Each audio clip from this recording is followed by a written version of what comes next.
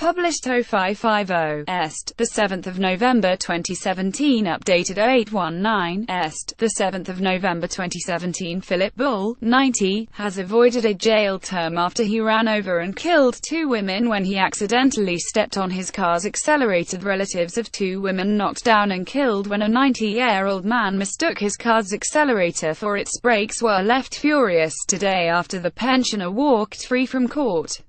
Retired Philip Bull was dropping off his 87-year-old wife for a doctor's appointment at a hospital when he accidentally accelerated whilst reversing his green Ford Focus into a parking space. The vehicle suddenly spun out of control and ran over Claire Haslam, 44, and Deborah Clifton, 49, who were walking outside Withington Community Hospital in Manchester. Miss Clifton was crushed under the wheels of the vehicle and passed away later in another hospital despite members of the public lifting the vehicle off her. Her partner also suffered multiple crush injuries in the impact and died shortly afterwards. At Manchester Crown Court today, friends and family of the two women wept and shouted in the public gallery as Bull was given 2-year jail term, suspended for 2 years, for causing death by dangerous driving. One man shouted, "The justice system is S," while a woman said, "I hope he lives a long time to regret this.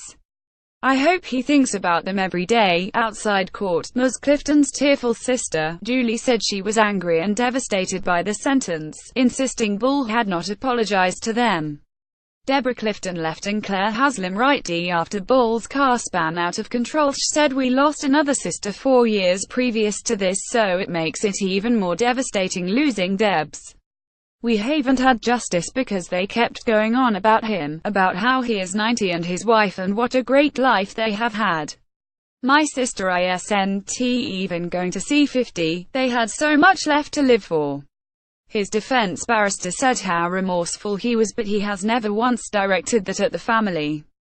"That's the least he could have done, to address us and apologize, but he didn't even do that. It doesn't matter how old you are, if you cause death by dangerous driving." The maximum prison sentence for causing death by dangerous driving is currently 14 years in jail, but the government is planning to raise it to life imprisonment, making the offense equivalent to manslaughter. Bull's car outside Withington Community Hospital after the crash in March this year. Passing sentence Judge Martin Walsh told Bull the angry reaction to freeing him was understandable, but added, "I'm quite satisfied you would, if you could, turn back the clock. It was a genuine and catastrophic mistake. I ask myself what an immediate sentence of imprisonment achieve and whether immediate imprisonment would genuinely be in the public interest. It will not serve as a deterrent to you or others. It will not, as I have said, put right the harm that has been done. Whilst it would of course be a harsh punishment, the fact is that you will live for the rest of your life in the knowledge that your unintended actions on this occasion resulted in the death of two people. That is your burden to bear." Bull, who is carer for his wife of 65 years Audrey as she suffers from Alzheimer's, was said by onlookers to be in a confused state in the moments after the impact. Ms. Haslam left from chest injuries after the crash. Ms. Clifton right in hospital. The grandfather, from Wythenshawe, Manchester, later said he thought he was pressing his foot down on the brake and not the accelerator, and in his subsequent panic carried on inadvertently pressing down on the pedal. He confessed, "I cannot think of any worse way to come to the end of my life, having ended the lives of others." The court heard the pensioner had no medical grounds to stop driving despite his advancing years and had a clean driving license.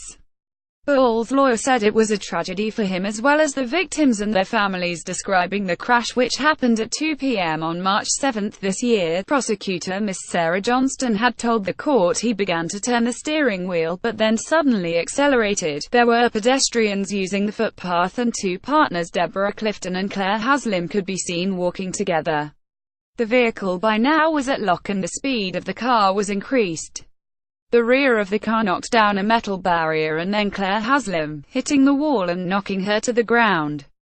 The prosecutor added the defendant was still driving the car and the car then span with the accelerator still being applied and the car continued to travel backwards.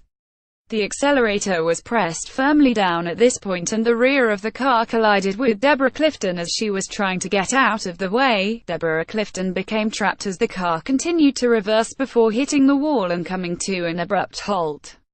Muz has limbed from chest injuries at the scene. Shocked witnesses managed to lift the car off Muz Clifton, who died in hospital.